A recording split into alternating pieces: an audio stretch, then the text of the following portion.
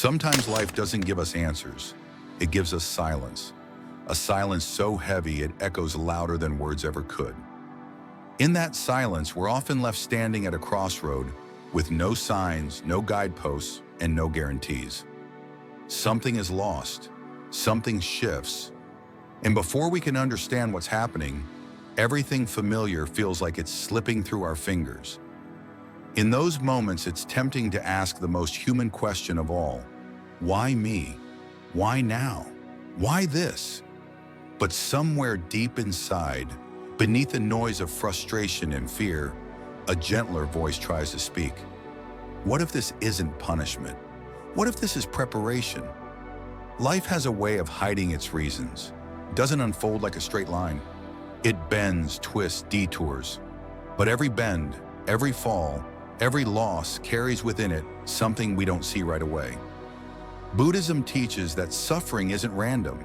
It isn't cruel. It's not a sign that we've failed or that something is wrong with us. Instead, suffering is a doorway. It's the space where growth quietly begins. The ground might feel shaky, but beneath it, something deeper is taking root. And often, the moment that feels like the end is really the beginning of a transformation we never expected. We often think pain should be avoided, that it's an enemy to be defeated. But what if pain is a teacher, a presence that doesn't come to destroy, but to wake us up? Think about fire. When it meets gold, it doesn't ruin it, it refines it. In the same way, life's most difficult moments strip us down to what's essential. They remove the noise, the masks, the distractions. They show us who we really are. Not who we pretend to be when things are easy, but who we become when there's nothing left but truth. It doesn't mean it won't hurt. Of course it will. You'll feel like breaking. You'll question everything. But inside that breaking, something new emerges, a kind of clarity, a resilience you didn't know you had.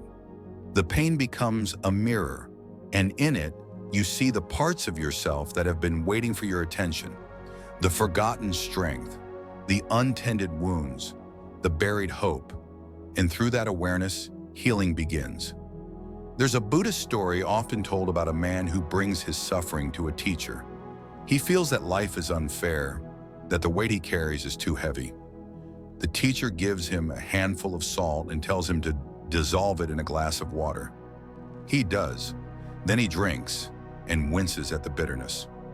The teacher leads him to a lake and asks him to throw the same handful of salt into it. Again, the man drinks, but this time the water tastes clean. The pain is the same, the teacher says. What matters is the container you put it in. We all carry salt. We all face suffering. But the container, our perspective, our understanding, our capacity, that's what changes everything. So when life hands you pain, it's not about resisting it, it's about expanding yourself. Not so the pain disappears, but so it no longer defines you, so it doesn't take up every inch of your soul. You begin to breathe into it, create space around it, and slowly its grip loosens. Sometimes what we think is a disaster is actually a disguised blessing. The relationship that ended, the job that was lost, the dream that fell apart. These moments often lead us to places we never would have gone on our own. Not right away, not in the rawness of the wound, but later. Later when we've grown. Later when we've looked back and realized that what broke us also built us. And so we begin to change the question. Not why is this happening to me, but what is this here to teach me? Because every experience, no matter how painful, has something to reveal. Maybe it's showing you your strength. Maybe it's asking you to let go. Maybe it's pointing to a truth you've been avoiding. Whatever it is, the lesson is always there, waiting for your presence, not your resistance. And presence means staying, not just physically, but emotionally. It means allowing the ache without trying to numb it. It means holding space for your sadness without rushing to escape it. It means acknowledging your confusion without demanding instant clarity. This is the hard part, the part most people try to skip, but it's also the sacred part, because in that sacred stillness, transformation begins. We aren't meant to avoid our wounds. We're meant to understand them, to let them guide us back to wholeness. And life, in its strange wisdom, keeps bringing us opportunities to do just that. The chaos we run from, it's often the catalyst for our evolution. The breakdown, it's often the beginning of a breakthrough. When things fall apart, it's easy to panic, to cling, to fight for control, but control is a myth. The truth is, life moves with its own rhythm. And the more we resist it, the more we suffer. But when we surrender, not in defeat, but in trust, we begin to flow. We begin to align. It's like the story of the butterfly trying to break free from its cocoon. A student, seeing it struggle, tries to help by peeling the cocoon open. But without the effort of struggle, the butterfly's wings remain weak. It cannot fly. Its strength depends on the very challenge it's facing. And so it is with us. We grow not despite the struggle, but because of it. So the next time you find yourself in the dark, unsure, afraid, remember this: you are not being punished. You are being prepared. Life is not against you. It's forming you. The pressure you feel is the shaping of something powerful within you. And when it's time, that power will rise, not as noise, but as peace, not as control, but as wisdom, and not as certainty, but as trust. Trust in yourself, trust in life. Trust that even when the path makes no sense, there is purpose. And in that purpose, you will find your way, not because someone tells you how, but because the truth will rise within you, quietly, steadily, like a flame that never needed to be lit, only remembered. It takes time to learn how to listen to yourself again.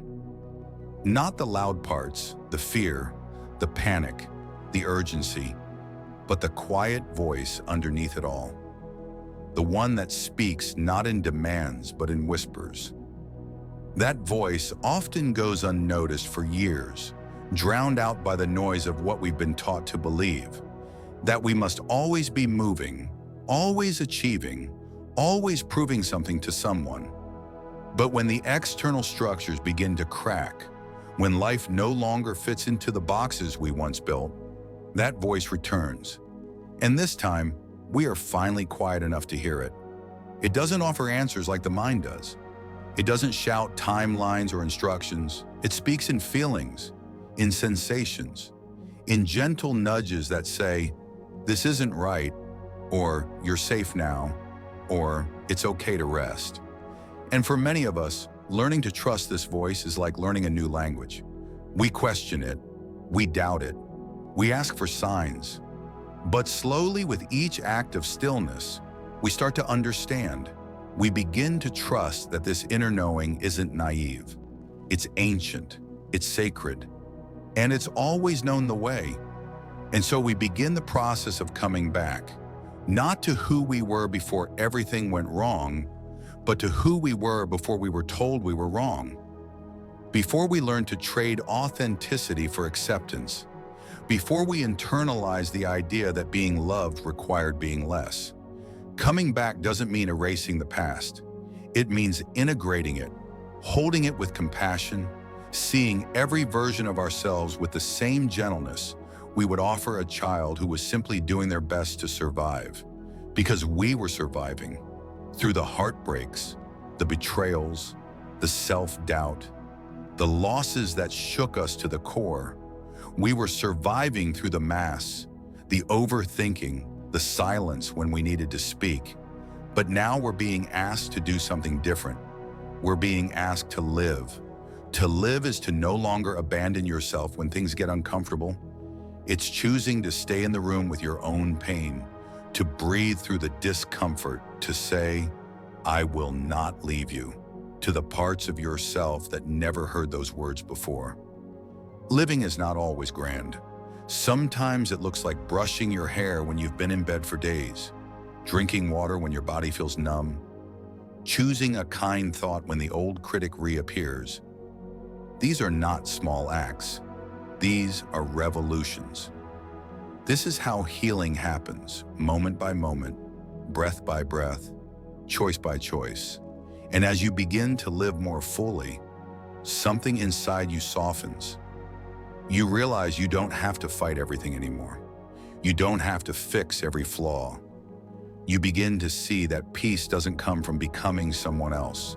It comes from loving who you are right now, not later, not when you've healed completely, not when everything makes sense, but now in the middle of the mess, in the heart of the not knowing. There's a certain freedom that rises when you stop needing life to be perfect in order to feel okay. You stop chasing certainty like a drug. You stop tying your worth to outcomes. You begin to find beauty in the process itself, in the way you keep showing up, in the way you still reach for softness even after everything you've been through. That reaching, that hope, that open heart, that's where your strength lives now. And strength doesn't always look like what we think it does. It doesn't always roar. Sometimes it whispers. It says, I will try again tomorrow. It says, I forgive myself. It says, this pain won't last forever. That's the kind of strength that rebuilds lives. The quiet, steady strength of someone who refuses to give up on themselves. In Buddhist practice, we are taught the value of impermanence, that everything changes, that nothing is fixed. At first, that teaching feels hard to hold. We want things to stay the same. We want the good to last forever and the bad to disappear instantly. But the deeper truth is, impermanence is a gift. It means no pain will last forever. No mistake will define you. No failure is final. It means every moment is a chance to begin again. And you do begin again. Not because the world told you to, but because something inside you chose to rise. And each time you rise with more wisdom, more compassion, more depth. You begin to see the world not as a battlefield, but as a mirror. Every interaction, every emotion, every challenge becomes an opportunity to turn inward, to grow, to remember. Remember that you are not your pain. You are the space in which pain is felt. You are not your thoughts. You are the awareness that watches them come and go. You are not the chaos. You are the stillness beneath it. And in remembering this, you find your power again. Not the kind that dominates, but the kind that liberates. The kind that makes room for both the shadow and the light. The kind that whispers, even this too belongs. You stop rejecting your story. You start reclaiming it. Because every chapter mattered. Every breakdown led you here. Every scar is a map back to yourself. You were never lost. You were only becoming. And now finally you see it. There's a beauty that blooms when you stop trying to be understood and start understanding yourself. For so long you looked outward, hoping someone would see you clearly, would validate your experiences, would make sense of your pain. But the truth is, no one can understand you more deeply than you can. And when you begin that inward journey, not as an escape, but as a devotion, you realize that clarity was never meant to come from others. It was meant to rise from within, and it rises gently, not in loud revelations, but in quiet recognitions. You begin to see the patterns you once repeated unconsciously, the way you silenced yourself to keep the peace, the way you carried shame that was never yours to hold, the way you looked for love in places that couldn't offer it, simply because you didn't yet believe you deserved more. You don't shame yourself for these things now. You see them for what they were, attempts to feel safe, to feel seen, to feel worthy. And now you're choosing something different. You're choosing to validate your own voice, to listen to the subtle nudges that tell you when something feels off, to honor your truth, even when it's inconvenient, even when it's misunderstood. because your inner peace is no longer up for negotiation. You've traded approval for alignment. And though that road may be quieter, it is infinitely more sacred. This is where your intuition begins to speak more clearly, because now you're making space for it. You're no longer drowning it out with noise or doubting it at every turn. You're listening, and it's guiding you, not always toward comfort, but always toward truth. And truth, though it may unsettle you at first, always sets you free. You begin to notice how often you used to say yes when your whole body said no. How often you smiled when your heart was aching. How often you stayed in places where your soul was slowly shrinking. And you stopped doing that, not because it makes you stronger, but because it makes you whole. You realize now that peace doesn't come from pleasing others. It comes from being in integrity with yourself. And integrity, you learn, is quiet. It doesn't scream for recognition. It doesn't demand applause. It just aligns.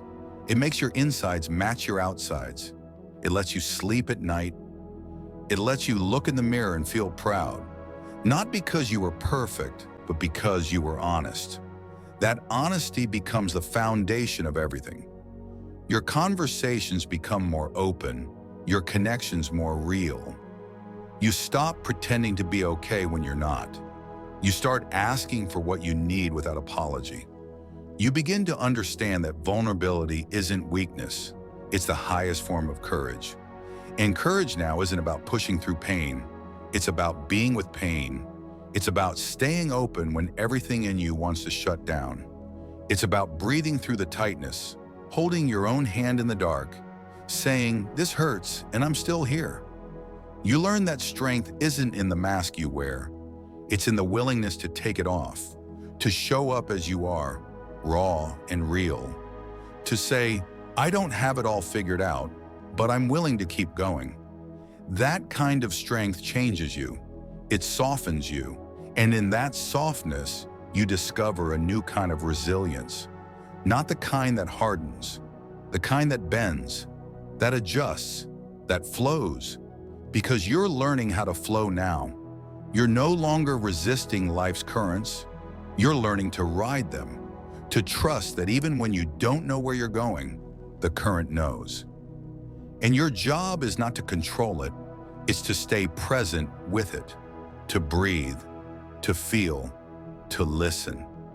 And as you do, something inside you begins to rest. The part of you that always needed to know, to plan, to prepare, it starts to relax.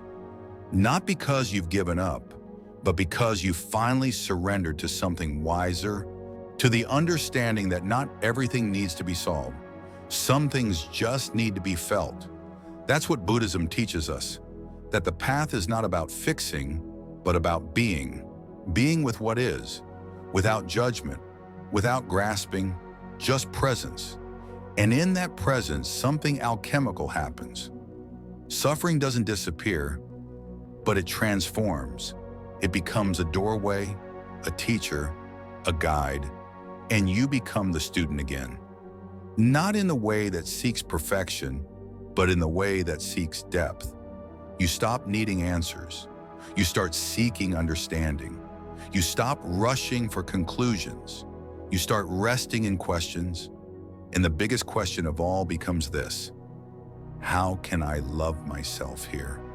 Not when I've healed, not when I've succeeded, but here, in this messy, imperfect, unfolding now.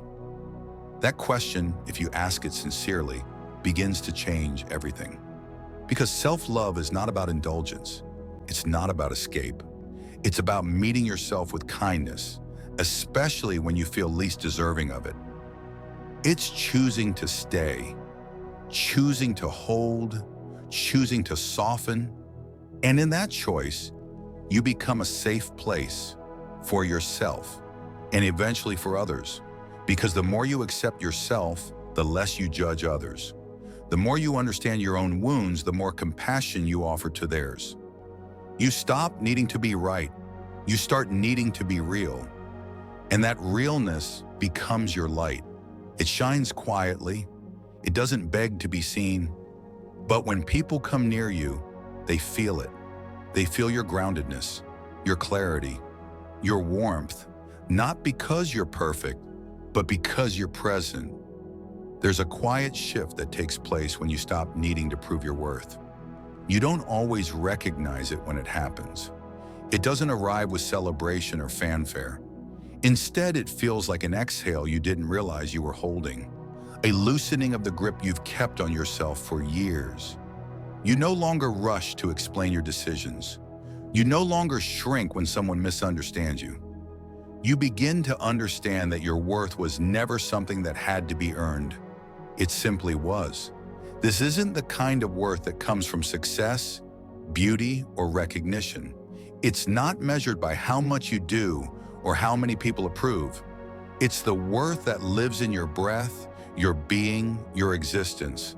And as you begin to anchor into that knowing, you stop trading pieces of yourself for validation. You stop bending your truth to fit someone else's comfort. You start honoring your inner compass more than external applause.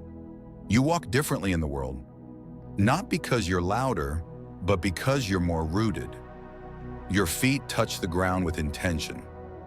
Your choices feel like extensions of your heart, not reactions to your fear. You no longer seek attention, you seek alignment. You no longer perform, you express. You no longer chase, you invite. And the most beautiful part is this: you become safer to yourself. That may sound simple, but for many it's revolutionary. To be a safe space for your own emotions, your own confusion, your own evolution, that's not just healing, that's liberation. You begin to realize that the inner war you've been fighting for so long, the one between who you are and who you think you're supposed to be, it can finally end. You start choosing gentleness over punishment. You notice the critical voice that says, "You should have known better," and you meet it with kindness. You say, "I did the best I could with what I knew at the time."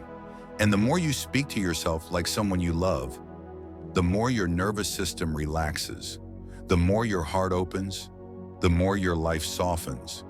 It doesn't mean you stop growing. It means you stop growing from a place of fear. You grow because you love yourself, not because you need to become someone else to be loved. That distinction, that shift in intention, is where true transformation begins. And the transformation isn't always visible. Sometimes it looks like saying no when you used to say yes. Sometimes it means staying silent when you would have rushed to fill the space. Sometimes it means walking away without needing closure, because you found it within. Sometimes it's simply choosing rest without guilt. You stop living from urgency, you start living from truth. That truth leads you inward, deeper, past the surface roles you've played, past the identities you've clung to. You begin to ask real questions. Who am I when no one is watching? What matters to me when I'm not trying to impress anyone? What makes me feel alive, not just seen? These questions aren't always easy to answer. Sometimes they bring discomfort, sometimes they bring tears, but they always bring you closer to yourself. And that closeness, it's worth everything. Because when you are close to yourself, you can't be manipulated. You can't be swayed by opinions that don't align. You stop settling for crumbs of affection. You stop choosing relationships where you have to dim your light to be loved. You begin to feel what genuine connection feels like, where your presence is not just tolerated, but treasured. And in that recognition, you stop begging for love. You stop trying to earn what should be given freely. You realize that love that requires you to abandon yourself is not love. It's performance. And you've performed long enough.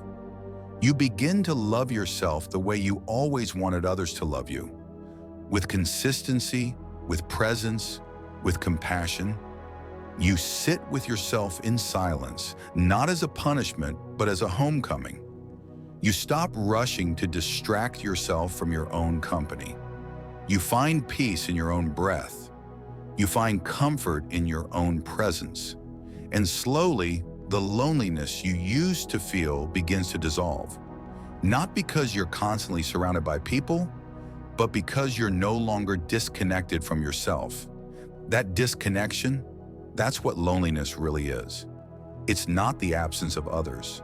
It's the absence of your own presence. But now you're here. You're home. In your body, in your truth, in your life. And from that place, your relationships shift. You don't need them to complete you. You don't need them to fill a void. You choose them from wholeness. You love more freely because you love without fear. You set boundaries not to push people away, but to honor connection in its truest form. You no longer play roles. You show up as you are. That authenticity, it becomes a magnet. It attracts people who are also living from truth. It repels what no longer fits. And you don't mourn what leaves. You bless it and you keep walking. Because you know now that your path is sacred, not because it's easy, but because it's yours. You stop comparing. You stop wishing to be elsewhere. You begin to trust that where you are is exactly where your soul needs to be. And from that place of trust, life begins to meet you differently. Not because it changes, but because you do. It's an unfamiliar kind of peace, the one that comes from not needing to know what comes next. At first, it feels like vulnerability, like standing at the edge of a cliff without a map or a parachute. But then something deeper begins to unfold. You realize that the need to control everything was never keeping you safe. It was keeping you small. It was caging your spirit in a structure built from fear. And now you're learning how to open the door. You're learning how to trust the path even when you can't see the whole road ahead. That kind of trust isn't naive. It's born from experience, from breaking, from rebuilding, from falling apart and finding that somehow you were always whole underneath it all. It's a trust that grows every time you survive something you didn't think you would. Every time you walk through darkness and come out holding your own hand. Every time you choose not to abandon yourself when things feel uncertain, because uncertainty is no longer your enemy. It's become your teacher. It teaches you to soften, to pause, to listen, not just to the world around you, but to the quiet wisdom rising inside.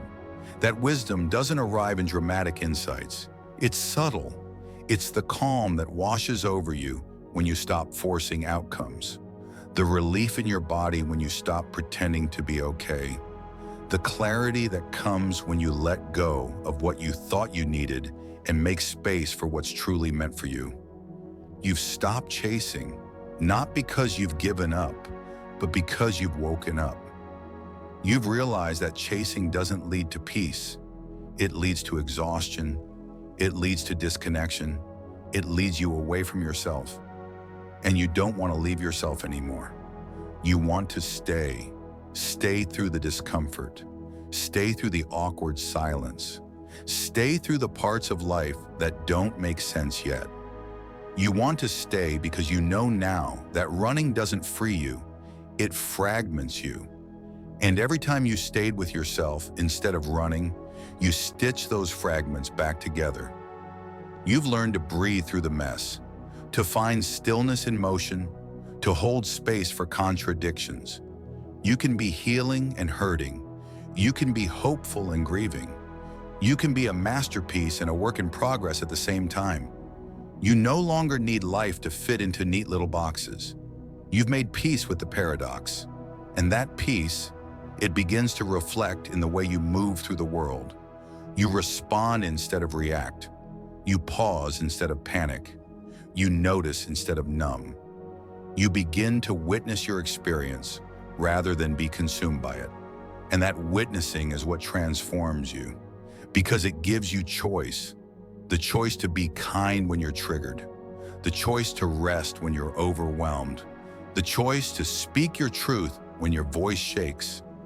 Every one of those choices is an act of love, not the performative kind, not the one that seeks applause, but the quiet, radical kind that says, I choose myself again and again. And that self-choosing, it ripples, it touches every part of your life. The way you show up, the way you create, the way you connect. You don't force connection anymore. You allow it. You let people come and go without attaching your worth to their presence. You understand that some connections are meant to last and others are meant to teach. You don't cling, you don't chase, you trust. And that trust frees you.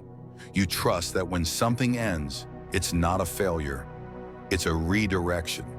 You trust that when something is hard, it doesn't mean you're doing it wrong, it means you're growing. You trust that your timing is not broken. Your path is not broken. You are not broken.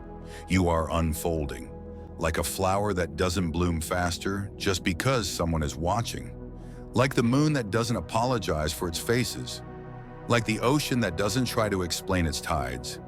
You don't rush yourself anymore. You don't criticize your pace. You honor it. You align with it. You walk with it instead of against it.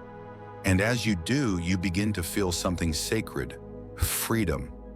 Not the kind that's loud and wild, but the kind that settles in your bones, that allows you to be exactly who you are, where you are, as you are. You don't need to prove your worth. You don't need to earn your rest. You don't need to be anyone else to be lovable. You are enough, and not in some future moment. Now with the doubts, with the scars, with the open heart that keeps choosing love, even when it's been broken. That kind of enoughness doesn't need to be validated. It simply is. It radiates. It shines quietly through your presence, through your gentleness, through your willingness to begin again, no matter how many times life asks you to.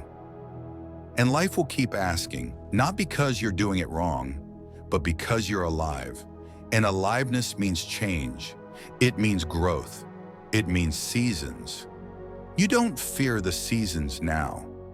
You've come to love them, to dance with them, to find meaning in them. You've learned how to bloom and how to shed, how to rise and how to rest, how to grieve and how to rejoice. You're not trying to be one thing anymore. You're learning how to be all of it, fully, tenderly, unapologetically. Somewhere along the way, you realize that wholeness isn't about adding more. It's about coming home to what's already within. You stop seeking outside yourself for permission to feel whole. You stop looking for the next achievement, the next relationship, the next distraction to fill something that was never truly empty. You see it now. You were never lacking. You were simply disconnected from your own essence. And returning to that essence doesn't require you to climb mountains. It requires you to sit still, to breathe, to listen, to feel. This stillness, once feared, becomes sacred. It becomes a space where your truth is no longer hidden beneath layers of performance or protection.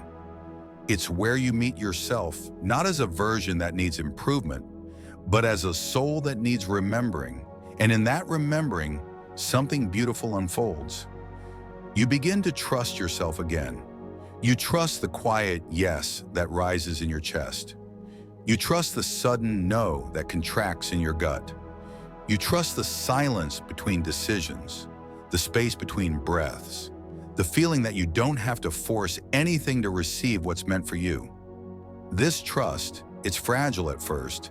It shakes, it questions. It wants to turn back when things get uncomfortable. But you hold it, you nurture it, you speak to it like a flame you don't want to blow out. And with time, it grows steadier. It guides you through the fog, not by giving you a perfect path, but by lighting the step right in front of you. And that's all you ever needed. One step, one breath, one moment of truth at a time. You're not racing anymore. You've stopped measuring your life by how quickly you heal or how visibly you succeed. You're no longer proving your worth with constant motion. You're resting in your being, in your becoming, in the space between the chapters. And instead of resisting the pause, you start honoring it. Because you understand now that growth doesn't only happen in forward movement, it happens in reflection, in stillness, in those invisible shifts inside you that no one else can see, but you can feel. The shift from harshness to compassion, from fear to presence, from judgment to understanding. These are the shifts that rewrite your life from the inside out. You no longer need your healing to be loud. You no longer post every revelation. You stop needing to explain yourself because you're not healing for performance. You're healing for peace, for freedom, for yourself. And peace, real peace, starts to show up in the quietest places, in the way your breath deepens when you're alone, in the way you pause before reacting, in the way you stop rushing to fill the silence in a conversation. You let things be. You let people be. You let yourself be. And in that letting be, there's power. You stop over-explaining.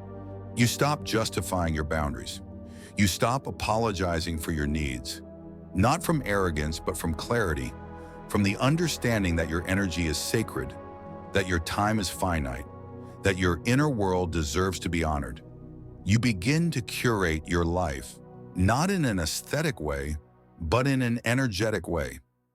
You protect your peace like a garden. You plant things that nourish you. You pull weeds when necessary. And you stop feeling guilty for closing the gate. Because not everyone should have access to your sacred. Not everyone is meant to walk with you. And that's not cruelty, it's discernment. A discernment born from pain, yes, but now transformed into wisdom. You don't love any less. In fact, you love more. But now you love from a place that doesn't drain you. You love with roots. You love with boundaries. You love with presence. And you love yourself most of all. Not in a self-centered way, in a self-honoring way. You stop making yourself the exception to your compassion. You stop being kind to everyone except yourself. You see it clearly now, how you were your harshest critic, your most consistent abandoner. But you've changed. You hold your own hand when it trembles. You whisper, "I've got you," when things get tough. You show up for yourself in the ways you always hoped someone else would. And in doing so, you heal the inner child who longed to be seen. You soften the inner protector who carried so much. You comfort the inner seeker who thought peace lived elsewhere. You bring them all home, back to your heart, back to your breath, back to now. Because now is where life is happening. Not in the past you can't change. Not in the future you can't control. But here, in this inhale, this moment of awareness, this stillness you've learned to trust. And as you root deeper into the now, you stop needing life to be extraordinary to feel grateful. You stop waiting for big miracles. You start seeing miracles in the smallest things. A sunrise, a kind word, a quiet moment of clarity, a breath that doesn't hurt. You become someone who notices, someone who lingers, someone who feels. And that feeling, it becomes your superpower. It reconnects you to humanity, to beauty, to simplicity. You stop numbing, you stop bypassing, you stop seeking spiritual shortcuts. You stay, even when it's uncomfortable, especially then, because you've learned that the discomfort is not a punishment, it's a portal. And every time you choose to walk through it, you become more yourself, more alive, more awake, more at peace. You begin to understand that the most meaningful transformation doesn't happen all at once. It happens slowly, almost imperceptibly, like the way morning light fills a dark room, like the way water smooths stone over time. Your growth is not always visible to others, but you feel it in your breath, in your silence, in your softened reactions. You feel it in your ability to pause before responding, to walk away without resentment, to sit with yourself on the days when nothing feels certain and still believe in your own unfolding. And you stop looking for milestones to validate your progress. You no longer need check marks or timelines to prove you're becoming. You feel it in subtler ways, in the peace that greets you in the middle of chaos, in the tears that fall not from despair but from deep relief, in the moments you choose compassion instead of control, rest instead of resistance, trust instead of tension. You've made space within yourself now, a space where grace can live. And grace, unlike perfection, doesn't demand. It doesn't rush or shame. It whispers, even this is part of the process. Grace sits beside your fear without trying to fix it. It meets your mistakes with understanding. It sees the parts of you you once kept hidden and says, you are still worthy. That kind of love, that kind of inner mercy, it changes you. It changes the way you hold your past. No longer as something to regret or escape, but as something to bless. Not because everything that happened was okay, but because every piece has shaped your becoming. You stop wishing for a different story. You start honoring the one that brought you here. And here, in this present moment, you begin to see yourself more clearly than ever. Not through the eyes of your critics, not through the expectations you absorb from family, society, or culture, but through your own awakened gaze. The gaze that says, this is who I am, and I'm enough. You no longer try to be palatable. You no longer twist yourself to fit. You no longer say yes when your soul is screaming no. You honor your energy like it's sacred, because it is. You set boundaries not to keep people out, but to keep yourself in. You stop leaking your light into places that don't appreciate it. You stop trying to convince anyone of your worth. You've remembered now it was never up for debate. You were born worthy.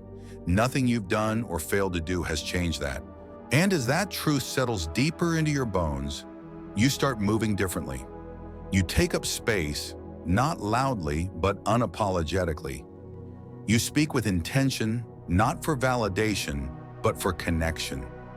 You choose your peace over proving your point. You choose your well-being over maintaining an image. You choose authenticity over acceptance.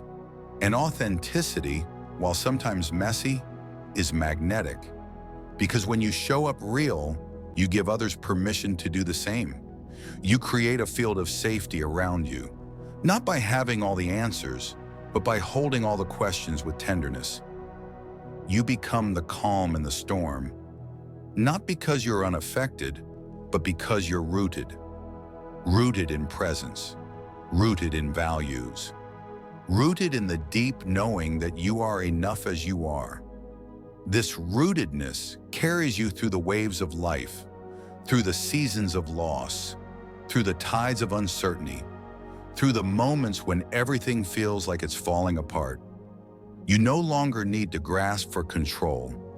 You hold your own hand instead. You whisper to yourself, you've been here before, you've made it through, and you will make it through again. Because you're not fragile anymore. Not in the way you used to be. Not in the way that breaks under pressure. You've become soft, but not weak. You've become open, but not exposed. You've become discerning, but not closed off. You've become someone who can hold complexity, who can sit with paradox, who can say, I don't know, and still feel safe. That is the beauty of your becoming. You're no longer looking for black and white answers.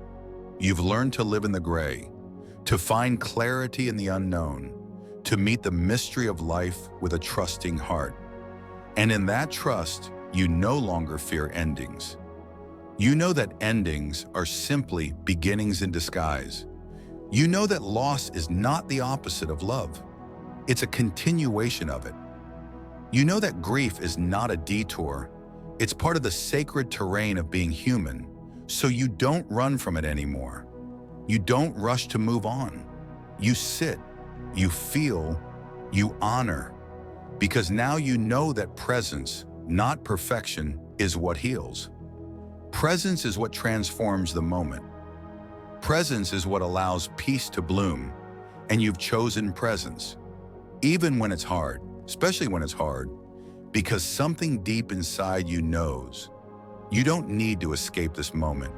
You just need to be in it fully, to breathe, to soften, to remember that you are here, and here is enough.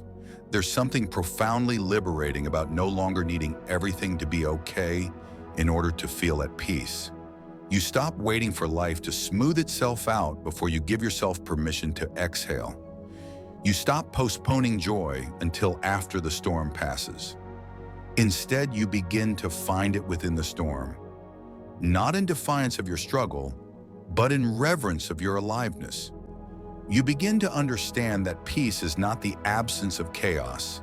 It's the presence of stillness within it. And that stillness doesn't always look like serenity.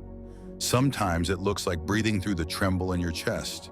Sometimes it looks like speaking your truth even when your voice quivers. Sometimes it's sitting in silence when every part of you wants to run. But through every quiet act of courage, you build a foundation that no one else can see, but you feel it. A steadiness, a rootedness, a calm that comes from knowing you are anchored to something deeper than circumstance.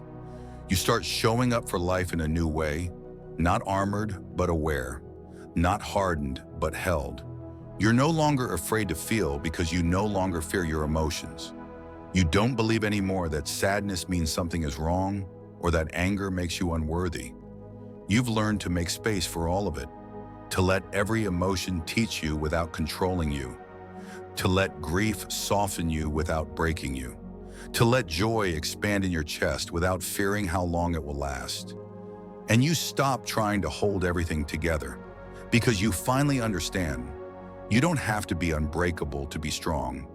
Your strength is in your openness, in your willingness to unravel when life demands it, in your ability to let go of the version of yourself you once clung to and make room for the version that's emerging now. A version that doesn't strive to be flawless, but to be free. A version that doesn't chase perfection, but returns to presence. This presence, it becomes your sanctuary. You find yourself returning to it again and again. When things feel heavy, when your thoughts spiral, when your past echoes louder than your present, you return by breathing, by pausing, by touching your heart and saying, I'm here. And each time you do, your nervous system softens, your inner child exhales, your soul remembers it's safe to be. And this sense of safety, it starts to rebuild your world. You stop tolerating environments that feel like emotional warfare. You stop explaining your boundaries to people who never respected them.